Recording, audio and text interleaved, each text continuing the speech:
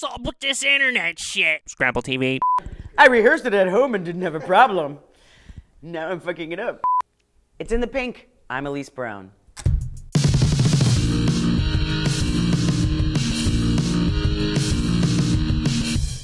Big news from the science world, especially for those of you who are stuck in a cubicle all day, don't even know the names of your coworkers, and have a few extra pounds to shed. A new study reveals that when mice are in a more engaging living environment with more social stimulation, some of their energy-storing white fat is transformed to energy-burning brown fat. Researchers said that after 4 weeks in that environment, that, quote, the amount of fat that comes off the mice is more than you would get with a treadmill. So they basically took some fat mice off the treadmill, gave them some extra puzzles to figure out, and kept them housed together in groups of 15 or 20. This makes them have to deal with a more complex environment and with each other. Sounds just like college, right? Which, come to think of it, was the last time we weighed under 120. That's called stress, which this study says can not only be good for your health, but help you lose weight, because it helps convert your white fat to brown fat. And as we all know, you can only wear white fat between Memorial Day and Labor Day. This study also claims that a lack of dynamic face-to-face social engagement, naturally caused by our all-consuming addictions to anything on the internet, is now considered a profound factor for cancer and death.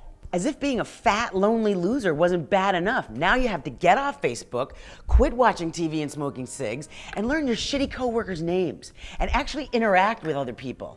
Damn, it's just so unfair, the stupid, sucky things we have to do just to lose weight and keep from dying. Stupid mice. Stupid science.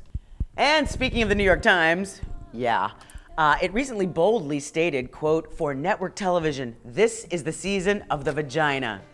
Unfortunately, that was not the headline. But a Los Angeles Times headline did claim that edgy women lead the new fall TV lineup.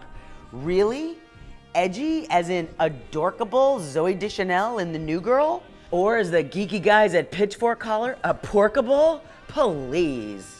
Besides The New Girl, there's Whitney, Two Broke Girls, Prime Suspect, Pan Am, The Playboy Club, and yet another iteration of Charlie's Angels.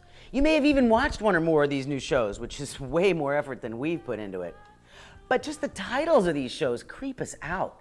Angels, Suspect, Girls, Playboy, and worst of all, broke.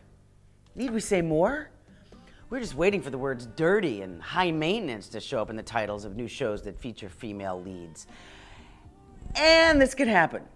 Apparently, more menstrually motivated mid-season TV shows are scheduled to debut, including Don't Trust the Biatch in Apartment 23 on ABC, Girls on HBO, and the TV adaptation of Chelsea Handler's stupid bestseller, Are You There, Vodka? It's Me, Chelsea, on NBC. Of course, leave it to MTV to compete with two new ones called Awkward and Dumb Girls. Not exactly what we'd call progress. Some are calling this new proliferation of female-fronted TV offerings the bridesmaid effect. You know, from that hot documentary film of summer 2010, the one showing women becoming all ballsy and funny once they're surrounded by their silly gal pals and guzzling tons of booze while on a road trip, getting into some wild shenanigans before reverting to their neurotic, weepy Wilson Phillips soundtrack lives. What? Bridesmaids was fiction?